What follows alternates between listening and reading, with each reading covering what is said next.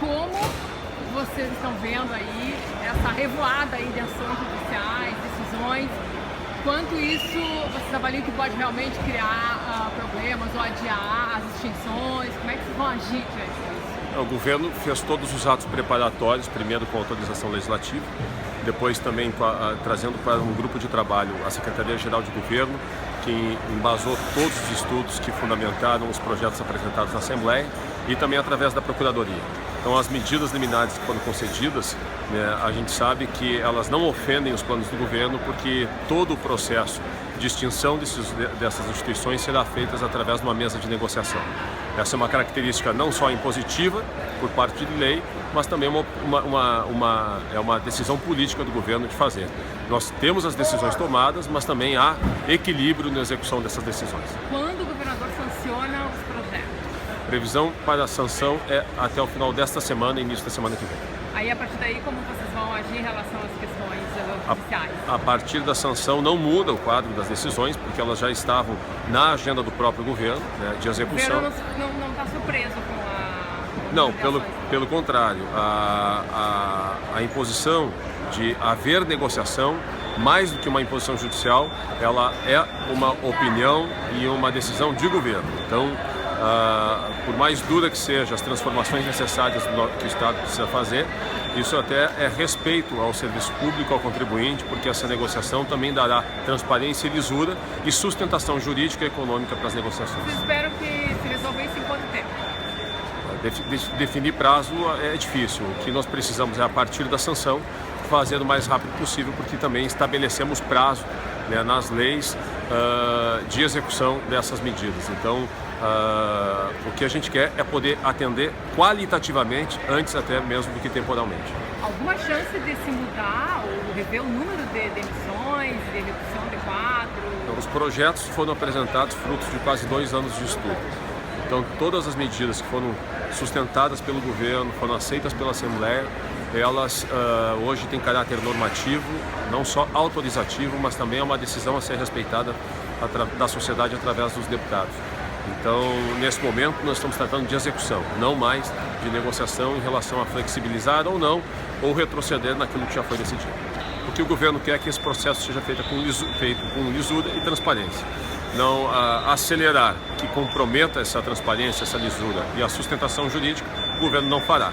O que nós precisamos é ser céleres para que possamos levar a cabo as decisões que foram acolhidas pela Assembleia. E a gente sabe que isso não é fácil, é algo que no Estado não é corriqueiro, não é recorrente, e precisa um grande grupo para poder levar isso em prática. Qual a expectativa de vocês agora para a retomada, né, da agenda na Assembleia, né, a previsão aí, e sobre a aprovação das outras medidas? O governo está avaliando, não é só a vontade política, também é a oportunidade de fazer com que essas votações possam continuar. Tivemos já um caminho grande percorrido no final do ano passado, né, até o dia 23 de dezembro, e agora avaliamos. Afinal de contas, a Assembleia está em recesso, precisamos da presença dos deputados, e não só da presença no dia da votação, mas também a preparação de argumentos, mostrando, né, quais são os efeitos das medidas que foram propostas. Então, é essa avaliação que vai nos levar até metade desse mês para frente, a decisão entre ter convocação ou não, ou então votar em período ordinário. Isso hoje não está definido? Ainda não está definido. Mas pela avaliação, os contatos até agora, o que o senhor está sentindo em termos de realmente de... Há uma dificuldade operacional, porque é um período de recesso. Quando nós antecipamos a votação no final do ano passado, também muitos deputados postergaram as suas saídas agora para o mês de janeiro. Então isso faz com que a gente tenha assim, essa dificuldade operacional, o que é normal.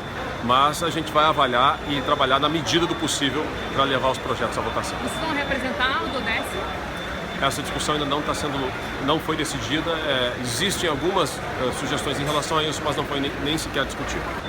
Mas os grandes projetos com maior impacto, o Dodécio, revisão dos incentivos, como é que vai ser? Vocês estão considerando que há um risco de que só isso passe? Nós já, desde o início do governo, nas fases do ajuste, mais outras medidas que foram tomadas, já foram mais de 170 projetos aprovados. Então, grande parte desses projetos, no mínimo 50%, são projetos de impacto, que trouxeram inovação na máquina pública do Estado. Claro que alguns sem o apelo, né, popular, que as pessoas percebam, mas todos eles têm a sua importância, a sua relevância.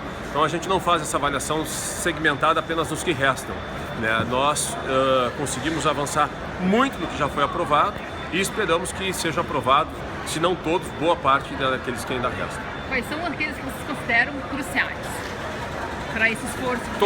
Todos são importantes, porque no momento em que um não é aprovado, como é o caso do duodécimo, ele traz um impacto financeiro. Rio Grande do Sul não é o governo Sartori, é o Estado, o poder público do Rio Grande do Sul, ele trabalha no limite, né, das suas finanças. Então é importante que se possa, mais do que tentar aprovar todos, que se possa mensurar o efeito do voto sim e do voto não. Porque a gente sabe que muitas vezes para o deputado, votar sim a uma inovação, a uma mudança que altera a vida das pessoas é desgastante. Mas também dar o voto não, que faz com que o Estado permaneça como está, vai nos levar em direção ao caminho que nós já chegamos até agora.